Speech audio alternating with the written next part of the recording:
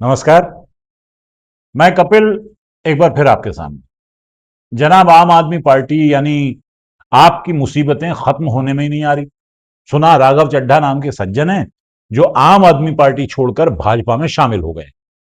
हालांकि उनके साथ 6 लोग और भी गए हैं, लेकिन इस खेल का कप्तान जो है वो राघव जी चड्ढा को ही माना जा रहा है। हमने ये डिसाइड किया that we the 2/3 members of parliament of the belonging to the Aam Aadmi Party in Rajya Sabha exercise the provisions of the Constitution of India and merge ourselves with the BJP. हम BJP में विलय करते हैं। अब चड्ढा जी ने party क्या बदली, पूरी दुनिया उनके पीछे ही पड़ गई। अरे भाई, ऐसा भी क्या जुल्म हो गया?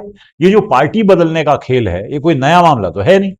सदियों से, मेरा मतलब जब से भारत देश में लोकतंत्र नाम की प्रथा का चलन हुआ है, तभी से नेता लोग पार्टी बदलते रहे। कभी कभी तो ऐसा भी होता है कि जब कोई नेता एक पार्टी से निकलता है तो अपनी पुरानी पार्टी के ही नाम में अपना नाम या कोई कोई और शब्द जो जोड़कर एक नई पार्टी बना लेता है। तृणमूल कांग्रेस, जिसे आप ममता बनर्जी कांग्रेस भी कह सकते हैं, कांग्रेस से निकली हैं। ऐसे ही भाग्यशाली नेताओं से निकली हुई और बहुत सारी पार्टियां हैं। इधर जनता दल यानी समाजवादी पार्टियों के टुकड़े हुए तो समाजवादी पार्टी, जिसे मुलायम सिंह सपा और अखिलेश यादव सपा कहा जा सकता है, और उधर जनता दल निकला तो पहले लालू यादव, राष्ट्रीय जनता दल वाले, और फिर जनता दल यूनाइटेड निकला, जिसके होनहार नेता नीतीश कुमार जो हैं वो अब भाजपा में शामिल हैं, राज्यसभा के सदस्य हैं। उनका तो लोकप्रिय नाम ही पलटू राम है। हालांकि वो दल नहीं बदलते, बल्कि अपने पूरे दल यानी जदयू के साथ, जदयू यानी यूनाइटेड जनता दल के साथ दूसरी पार्टी के भीतर चले जाते हैं। हम लोग तो सवाल ही नहीं पैदा होता है, मर जाना कबूल है, उनके साथ जाना हमको कभी कबूल नहीं है, यह अच्छी तरह जान लीजिए।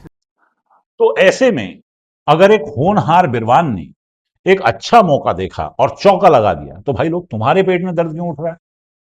राज्यसभा, जहां से ये सारे आपके होनहार बिरवान निकलकर भाजपा में गए हैं, राज्यसभा में भाजपा के पहले 106 सदस्य थे, अब 113 हो गए हैं।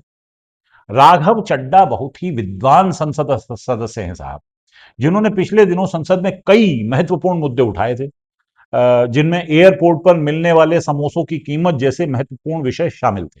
सर, आज एयरपोर्ट्स पर खाना इतना महंगा है, एक साधारण सी पानी की बोतल जो 20 रुपए की बाजार में मिलती है, वो एयरपोर्ट के भीतर जाकर फूड आउटलेट पर 100 रुपए की मिलती है। आज यात्री जो इंतजार कर रहे हैं अपनी फ्लाइट का, वो पानी पीकर पेट भर रहा है कि कहीं 250 रुपए की चाय और 350 रुपए का समोसा ना खरीदना पड़ जाए। अब ऐसे विद्वान आदमी की क्षति यानी नुकसान आम आदमी पार्टी कैसे सहन करेगी? यह गंभीर चिंता का विषय हो सकता है। यूं राघव चड्ढा ने कहा था कि भाजपा गुंडों की पार्टी है, गुंडों को संरक्षण देती है।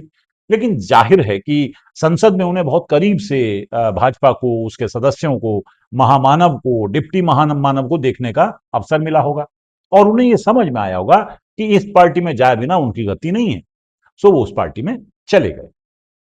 और मेरा ये मानना है कि बीजेपी एक गुंडों की पार्टी है, अनपढ़ गुंडों की पार्टी है। वो सिर्फ गुंडागर्दी करते हैं और पेट्रनेज देते हैं गुंडों को। अरे यार, तुम भी तो अपनी तरक्की के लिए लगातार नौकरियां बदलते रहते हो। राघव चड्ढा ने बदल ली तो उसमें इतना बवाल क्यों भाई?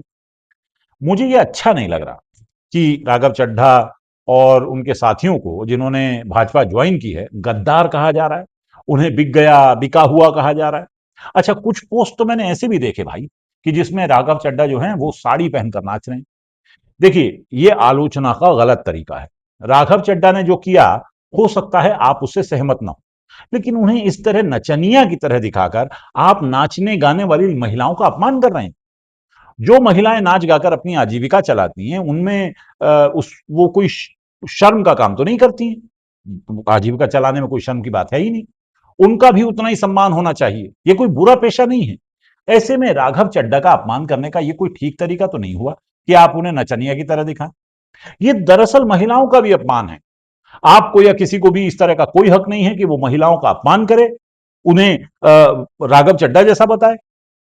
आप राघव चड्ढा की आलोचना करना चाहते हैं, बहुत अच्छी बात है, जरूर कीजिए, लेकिन महिलाओं को और नाचने गाने वाली महिलाओं को अपनी इस पॉलिटिक्स से दूर रखिए। मैं ये कहना चाहता हूं कि हर चीज की तरह दल बदलना भी आसान होता जा रहा है। पुराने दौर में अक्सर दल बदलने के लिए आत्मा की आवाज का सहारा लिया जाता था। अक्सर ही लोगों को आत्मा की आवाज आती थी कि भैया तू ये आलाना दल में क्या कर रहा है, यहां तेरी आवाज को दबाया जा रहा है, तुझे काम करने का मौका नहीं दिया जा रहा है, जनता की सेवा सेवा का मौका नहीं दिया जा रहा है। और तब वो नेता जिसे अंतरात्मा की आवाज सुनाई देती थी, अपनी अंतरात्मा की आवाज को सुनकर दूसरे दल में शामिल हो जाता था। कई दशकों तक दल बदल के लिए अंतरात्मा की आवाज सुनी जाती रही। जिसे भी अंतरात्मा की आवाज ने परेशान किया वो दूसरे दल में शामिल हो गया। अंतरात्मा, गौर कीजिएगा दोस्तों, सिर्फ उस वक्त आवाज देती थी जब दल बदलना होता था, वरना नेताओं का अंतरात्मा की आवाज से क्या लेना देना, वो आत्मा की नहीं सुनते। अंतरात्मा तो और बड़ी चीज हुई। या फिर यूं होता था कि दल बदलने के बाद सबसे पहला काम नेता यही करता होगा कि अंतरात्मा के मुंह में रुमाल ठूस देता होगा ताकि और आवाज ना सुनाई दे। फिर वो रुमाल अंतरात्मा के मुंह से तभी निकलता होगा जब अगली बार दल बदलना होता होगा। आज ये पार्टी वो पुरानी वाली पार्टी नहीं रही। इस पार्टी में आज एक टॉक्सिक वर्क एनवायरनमेंट है।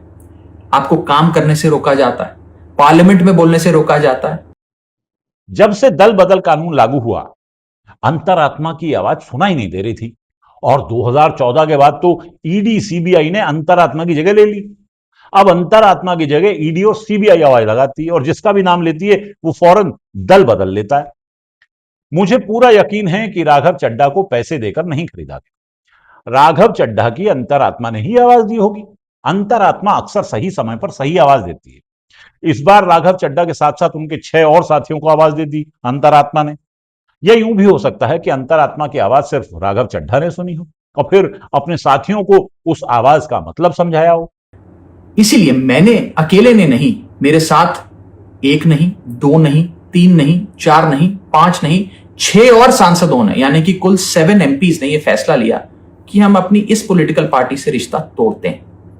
वैसे भी आजकल अंतरात्मा और ईडी सीबीआई की आवाज एक जैसी लगती है साहब। क्या पता किसने आवाज लगाई हो। कभी कभी तो भाई साहब यूं भी होता है कि आवाज अंतरात्मा की होती है, लेकिन बाहर निकल के देखो तो पता चलता है कि ईडी खड़ी है। अब बताइए ऐसे में कोई क्या करे। कि मैं अपनी एनर्जी और एक्सपीरियंस लेकर पॉजिटिव पॉलिटिक्स करूं, एक और प्लेटफॉर्म के साथ, एक और पॉलिटिकल पार्टी के साथ जुड़कर सकारात्मक राजनीति करूं। खैर, राघव चड्ढा, स्वाति मालीवाल व अन्य को उनकी अंतरात्मा सही दिशा में ले जा रही होगी, यह हमारा विश्वास है। उनकी वो सब मुरादें पूरी होंगी जो आम आदमी पार्टी में पूरी नहीं हो पा रही थी। उन्हें वो सब पद मिलेंगे जो आम आदमी पार्टी ने उन्हें नहीं दिए थे। वो अब वो सब कुछ कह पाएंगे, कर पाएंगे जो आम आदमी पार्टी उन्हें कहने से करने से रोक रही थी। वो अब पार्टी के भीतर और बाहर दोनों जगह लोकतंत्र का स्वाद ले पाएंगे, ऐसी हमारी शुभाकांक्षा है। वैसे भी अब भाजपा के अलावा लोकतंत्र कहीं और बचा भी नहीं है। जो थोड़ा बहुत देश में दिखाई देता है वो सिर्फ इसलिए है कि देश की ढीठ जनता को अभी समझ नहीं आ रहा है। जल्द ही जब पूरे देश में सिर्फ भाजपा ही भाजपा होगी, दक्षिण के राज्यों को भी राघव चड्ढा की तरह अंतरात्मा की आवाज तले दबा दिया जाएगा, तब सिर्फ एक ही जगह लोकतंत्र होगा साहब, आरएसएस के मुख्यालय में। नागपुर से लोकतंत्र का वो नाला निकलेगा जो पूरे देश को आरएसएस मय कर देगा। कुछ लोग यूं भी कह रहे हैं कि अगर पार्टी बदलनी थी तो भैया पहले अपनी राज्यसभा की सीट छोड़ते, फिर पार्टी बदलते। तो उनके लिए बता दूं, राघव चड्ढा ने पार्टी नहीं बदली है, कंपनी बदली है। वो काम नहीं छोड़ रहे हैं, सिर्फ अपना फील्ड ऑफ वर्क चेंज कर रहे हैं। पहले आम आदमी के लिए काम करते थे, अब भारतीय जनता के लिए काम करेंगे। और भारतीय जनता कौन है ये उन्हें महामानव बताएंगे। आप ऐसे समझिए, आप में से जितने ऑफिस गोइंग लोग हैं, यदि आपका वर्क प्लेस एक टॉक्सिक प्लेस बन जाए, उसका एनवायरनमेंट टॉक्सिक हो जाए, तो आप कितना काम कर पाएंगे? क्या आप वहां काम कर पाएंगे? उस स्थिति में सही फैसला यही है कि आप उस वर्क प्लेस को छोड़ दें। शायद हमने भी वही किया।